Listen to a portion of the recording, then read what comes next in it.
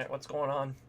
YouTube, I'm back with a video after, the last one with the Oscars to talk about a serious topic, and that is the new Super Mario Bros. Movie, and kind of want to get into the whole controversy surrounding the Rotten Tomato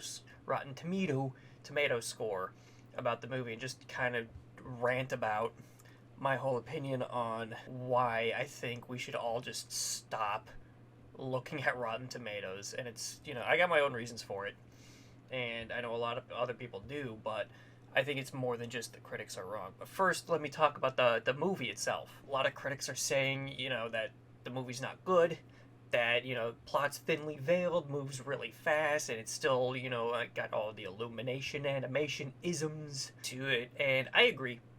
But huge but, right? I also still enjoyed the movie and had fun with it, and I completely understand why it is connecting with fans the way it is. I'm throwing that right out the gate too, making that very clear. I liked the movie. I didn't hate it. So I just want to talk about it. First, I do want to say, my big gripes about the movie is kind of like some of the, again, the pacing moves pretty quickly. I think this movie could have benefited if it were, I think, 10 minutes longer, just so it can better flow itself along. I know a lot of complaint with some longer movies these days are you could lose a couple of minutes here and there, but I think we could have padded out the runtime. I think the movie does move at a million miles an hour as soon as Mario gets to Peach's castle at the beginning of the movie. There's that.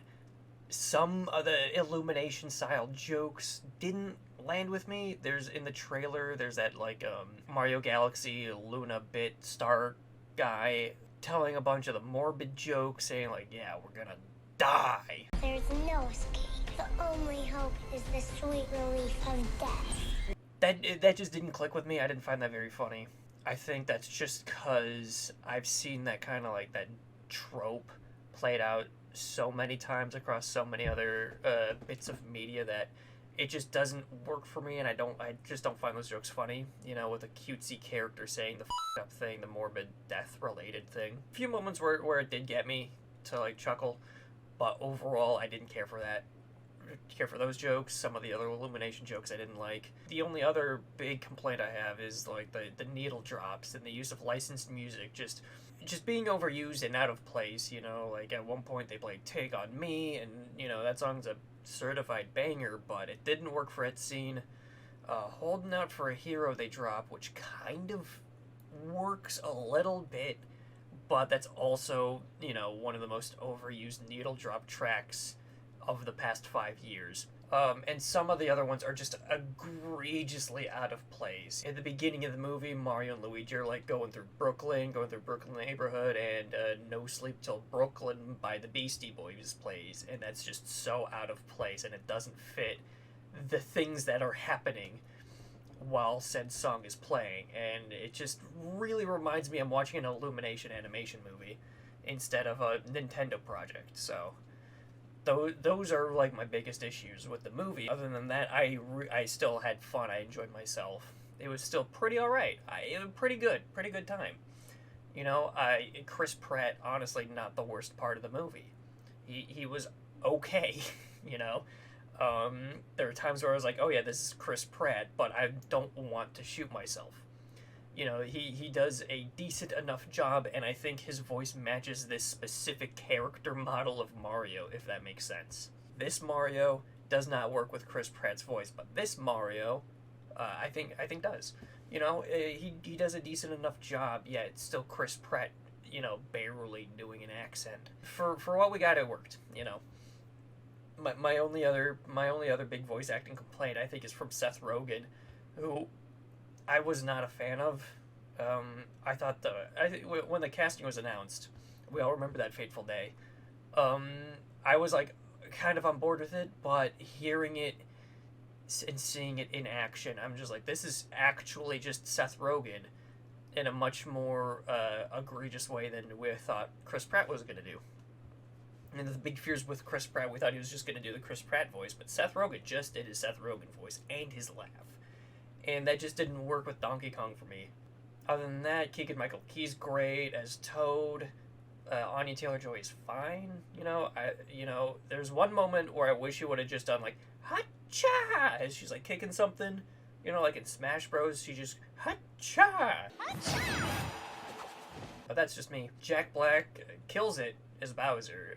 We all knew that was gonna happen, and he definitely gives the most fun performance. He's having the time of his life in the sound booth, and really brings the level of charm up for the movie. And speaking of charm, again, despite this being an Illumination animation picture, there is a lot more charm in this than the rest of their other projects.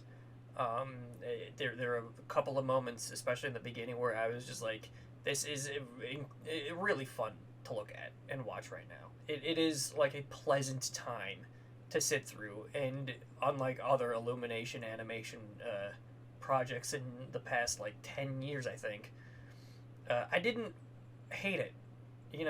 Some of those other Illumination animation projects are egregiously and unwatchable. The Grinch was terrible. Minions is, unenjoyable.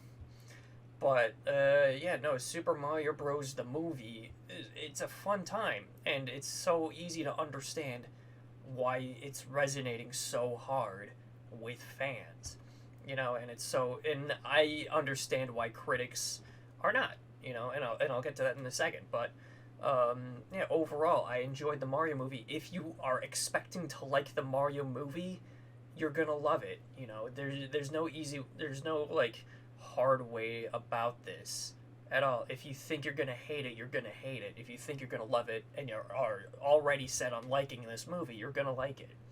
It's an incredibly crowd-pleasing movie, and it's a video game adaptation that respects the source material and the fans of it.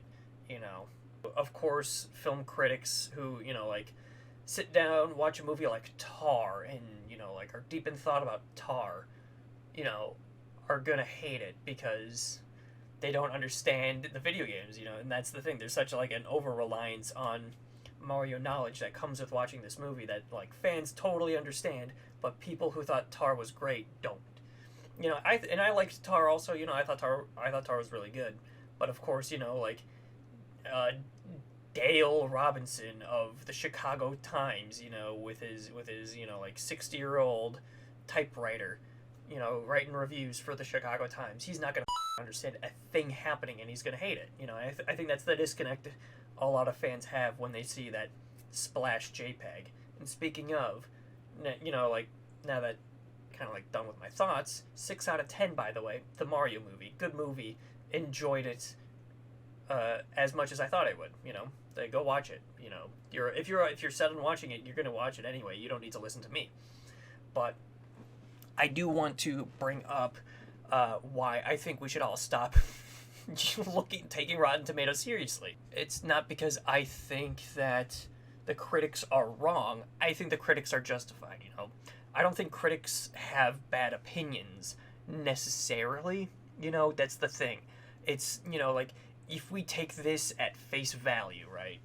We take this, JPEG and this 53% at face value and say critics hate this movie. Well, that just leads us down a rabbit hole where, any sort of film criticism just gets swept under the rug. And that's, I think, the bad part about Rotten Tomatoes, and just, reading, this, accessible film criticism at face value, We look at the number, look at the green splat, and up in arms against the critics. So the critics are wrong. They don't understand. Well, you gotta what people don't understand. You gotta look at it. They write why critics don't like it. They say it's it's colorful, albeit thinly plotted, that has as many Nintendo's and Nintendon'ts. And that's, absolutely justified, I think. There's a lot of things this movie does right, and just enough things that it doesn't hit nearly as well on the head. So I think it's important that, like, we stop taking this at face value and instead engage in conversation and actually, like, read into why critics aren't responding as well to this thing as the fans are, So that's one reason why I hate Rotten Tomatoes. I also don't like going on Rotten Tomatoes because it makes me upset to see sometimes just like a movie that I think is terrible, like Free Guy, get an 80% certified fresh. That just makes me lose a little bit of hope. But again, that's personal gripe. I can still hate Free Guy, and people can still like it. I feel like we should just take the effort to actually, like, engage. And if you do, and, like, yeah, don't listen to the critics, whatever that's supposed to mean, but listen to the critics and engage and, like, see why they don't like it. For what it's worth, the Mario movie sits at like 53%. But a 96 audience score, and that's like, I hate, because then it creates, us versus them mentality that ruins any sort of engaging film discussion online. That's why I prefer to go to Letterboxd and see, like, this, like, kick-ass bell curve. Let me zoom the freak into it. But yeah, this nice bell curve to see, like, what people think about it and how, like, an actual scaling of why people do and don't like this movie. We get a lot of 5-star reviews, perfect scores, and such. But of course, also, we see, like, the 116 people who thought this was the biggest turd ever. So I think that's, important to, like, take into consideration. And jumping back here, this is not like a bad score, it's not D-. This is just about more than half of film critics thought this movie was anywhere between just passable to great. That's all the 53% means. That's all any percentage score means on Rotten Tomatoes. And again, people just don't understand, just take it at face value and think that this is an official number being attached to it. And I think we have to constantly remind ourselves that this is how Rotten Tomatoes works. It's not, Rotten Tomatoes themselves thinking 53, 53 out of 100. No, this is 53% of critics thinking this movie is good to any sort of waverable degree, and then the other half thinking it's bad to any other amount of degree. So this is not bad, this is just mixed. This is critically a mixed bag of a movie. I do want to also point out, like, other times critics have gotten this shit, like, wrong too, and sees that this is not, like, an isolated incident. One of my personal favorite movie of all time, Speed Racer, 41%, 41% of critics, out of 218 thought this movie was good. And I think this is a masterpiece of a movie. It's, phenomenal. But overloaded with headache-inducing visual effects, which is, again, correct. But I think that the people just, in 2008, just weren't ready for it. It's well ahead of its time. And then 60% audience score, that's also, I think, a little low. But I'm not going to get butthurt out of it, because I know if I go to Letterboxd, I see, 12,000 people in agreement with me that this movie is fantastic. And, like, I see, like, this very, up and down, back and forth about this movie. And, I can engage with these people and see why they didn't like it. My coworker hated this movie with a passion, because he watched it when he was 13 and hated it, but rewatched it, like, just the other weekend and realized the truth that this movie is a masterpiece. Just this year, too, going back to, like, the fiscal year of 2023, Skinamarink came out to the internet's fanfare of the scariest movie ever made. And while I do also agree with that sentiment, regular general audiences don't. So there's always going to be this, like, like with Rotten Tomatoes, there's always going to be this, like, critic-audience disconnect going on, because critics seem to, like, view this movie pretty favorably, but audiences don't. You know, you know, like, frighteningly dull. But if, you know, like, critics say, like, you know, like, more confounding than frightening, but, you know, if you're able to, like, dial into its unique wavelength, it's gonna, you know, f you up, and it f me up for sure. Going back to Letterboxd, you see, like, just how, you know, up and down this this, like, scale is, and I think that's, like, again, hell of a lot more engaging to look at than 71 and 44, you know? And again, seeing, like, 2.5, 2.5, 4, 3, 2, 3, half, 1, 5, 1. You know, this is a fun movie to talk about. You know, movies are fun to talk about so long as you don't take people's number at face value. Freddy Got Fingered is another great example. 11% and 56% audience score. Genuinely viewed as one of the worst comedies ever made, but heaven forbid you go to Letterboxd and see just the absolute wackiest bell curve ever. This thing is borderline flat because of how evenly spaced people are about this movie. You can't get this kind of, like, rating out of 11% on Rotten Tomatoes. Now, of course, Letterboxd has its problems because it's entirely user-based, which is, I think, a benefit. That way you don't have that snobby or critic disconnect that Rotten Tomatoes has.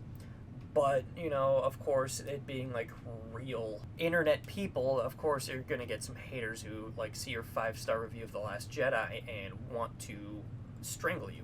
But, again, I digress. That's just, well, welcome to the internet at that point. So, you know, this is why I think we should just stop taking Rotten Tomatoes, like, as the end-all, be-all number for how we look at movies, you know, like, sitting in anticipation to see what JPEG they use to rate the movie is, I think, kind of a lame way to, you know, like, find out if a movie's good or not. I think the only way you can really know for sure is if you go see it yourself, you know. And for the Mario movie, everyone who was gonna see it was not gonna be swayed by, you know, like, a 50% on Rotten Tomatoes. Anyway, you know, nobody saw that and was like, oh, it must actually be bad. The general response on the internet was, like, either, oh, look, Illumination Animation back at it again with another bad movie, or the critics are wrong and I'm gonna kill them all. You know, it's a silly way of looking at, you know, movies, I think. And I just wanted to, like, ramble about this because at the end of the day, right, these are just movies. And, you know, to you know, I'm stretching it by saying that, like, an Illumination Animation movie is art, but art is subjective, and, you know, films are considered art. You know, like, it's all subjective, you know. Doesn't matter what somebody, you know, from the Chicago Times has to say about it. You're gonna see it anyway, and if you like it, you like it. You know, Dale's not gonna change your mind on that, you know. It's something to really, like, again, rethink. You know, especially in today's, like, terminally online landscape, where, you know, like, a JPEG of a, you know, like, rotten splat can cause such an uproar on the internet. Just watch the movie and decide for yourself if you like it or not. You know, and leave the critics alone. They're also allowed to have opinions too, especially the ones who don't care about Mario and don't understand the Mario logic. But that's all I had to say. That's about it. Go watch Mario. If you like it, you like it. If you don't, you don't. Go watch any movie. If you don't like it, you don't like it. If you love it, you love it. And, you know, see what other people have to say about it too. And engage in conversation. And don't threaten people. That's about it. I've got more movies to talk about, but I wanted to get this one out since it's such a fresh topic. Be sure to like, comment, subscribe, yell at me if you think I'm an idiot for agreeing partially with critics, or also yell at me if you think I'm also insane for not thinking this movie's great. I'll engage in film conversation with you in the comments. And yeah, that's about it. You know, my socials will be on the end card on the end of the video. Go check out some of the other videos that I've made. And yeah, do the things like comment, subscribe. I'll see you in another video. Alright, thanks guys. Bye.